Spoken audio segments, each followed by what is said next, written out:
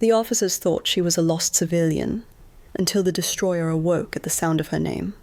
Security tried to stop her, but every turret, every drone, every engine on the USS Arclight turned toward her. Not the captain. The Navy demanded she identify herself. But the ship did it first. It flashed one line across every screen. Access granted. Aurora Lane. And that's the moment the crew realized something terrifying. The most advanced warship in the fleet didn't belong to the Navy. It belonged to her. The USS Halcyon cut through the early dawn like a silent blade, its steel hull reflecting faint streaks of pale gold over the ocean surface. At this hour, the deck was quiet.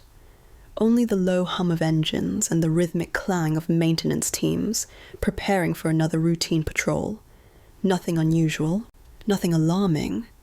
Just another day aboard one of the Navy's most advanced destroyers. But that calm cracked the moment she stepped onto the pier. A lone woman dressed in a simple grey jacket and black boots moved with a slow, steady precision, as if she had walked this path 1,000 times before. No uniform, no ID badge, no rank pins. She didn't look like crew, didn't look like an officer, didn't even look like someone who belonged near a warship. Petty Officer Liam Chandler noticed her first. He nudged his partner. "Hey, who's that?" "She's walking straight toward the Halcyon." His partner shrugged. Probably logistics, or someone lost. But Liam felt something shift, something quiet and electric, when she lifted her head. Her eyes, cold and unwavering, locked onto the ship like she knew every bolt in its structure. On the bridge, Lieutenant Marcus Hale spotted her through the surveillance feed. "Captain, there's a civilian approaching the gangway."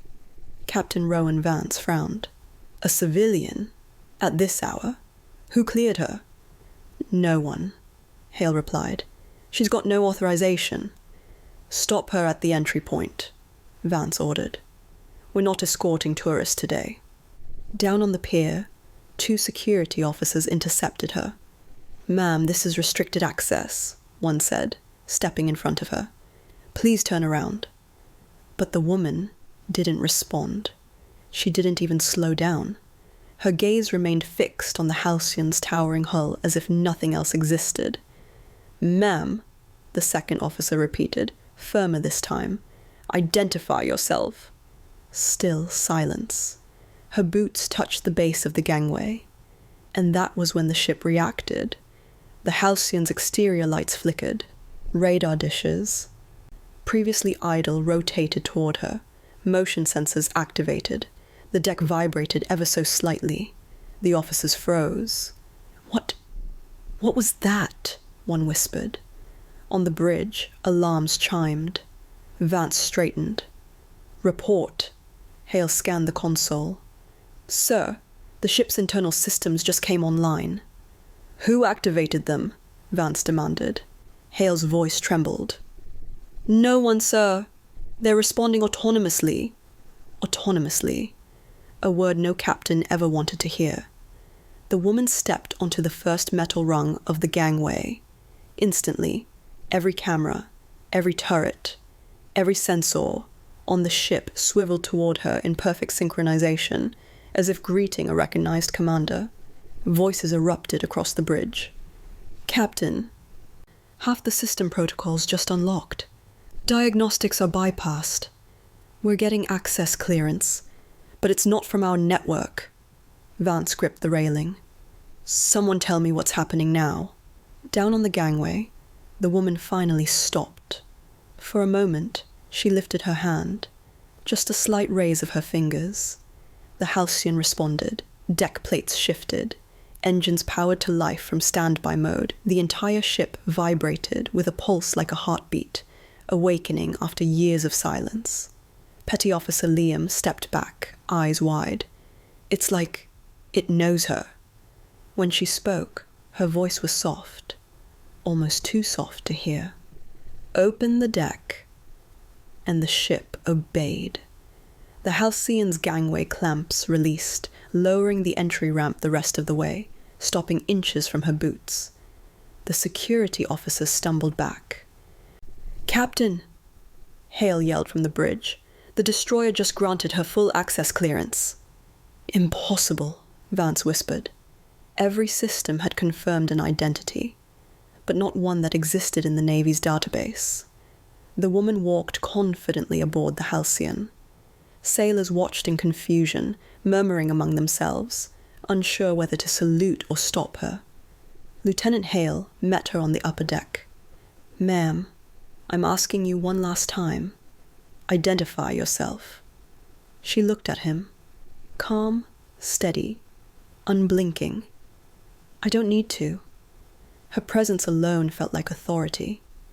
Something about her, the posture, the silence, the way the ship practically breathed in sync with her footsteps, made everyone's instincts scream that she didn't need permission here.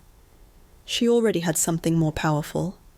As she approached the bridge entrance, the automatic doors slid open without any manual override. The internal lights brightened, and every console screen flickered to life, displaying a single phrase. "Access granted. Verified. Signature. Aurora Lane." On the bridge, shock rippled through the officers. "Sir!" Hale gasped. The ship recognized her name. Captain Vance stiffened.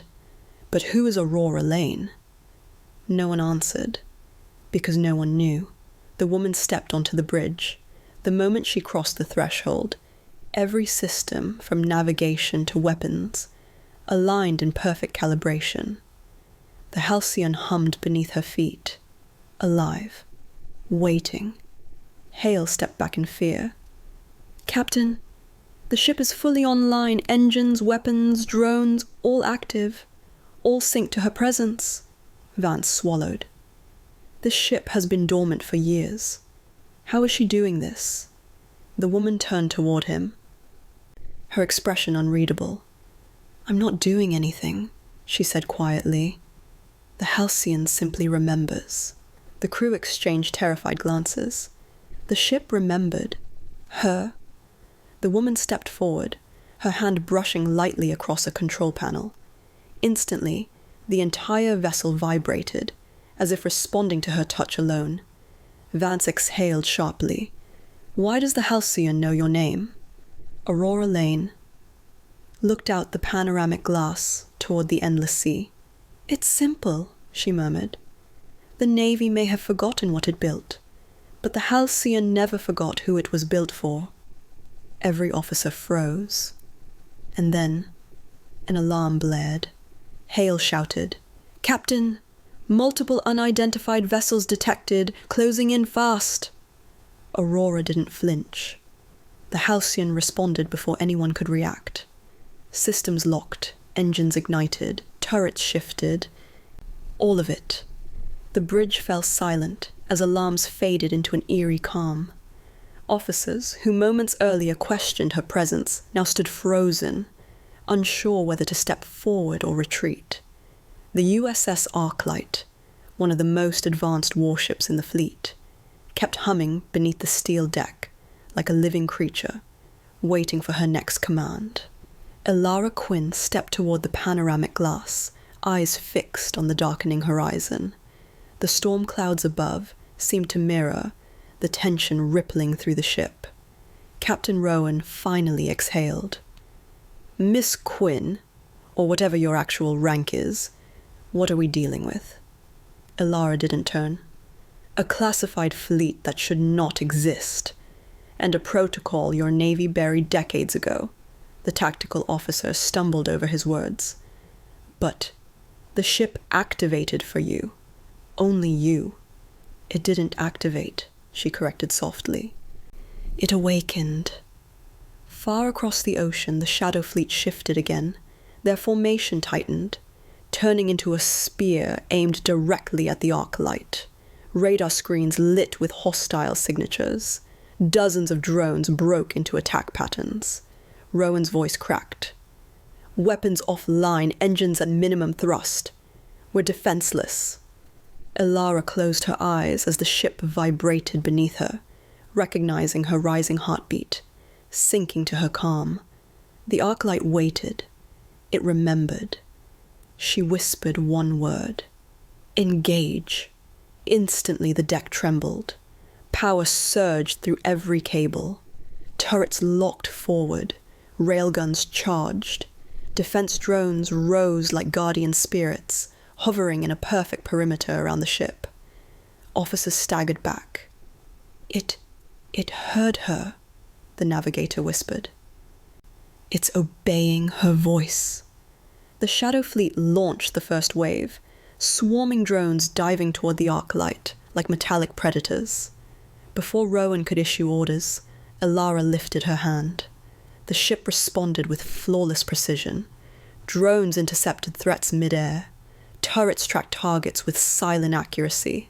Every enemy projectile was dismantled before reaching the hull.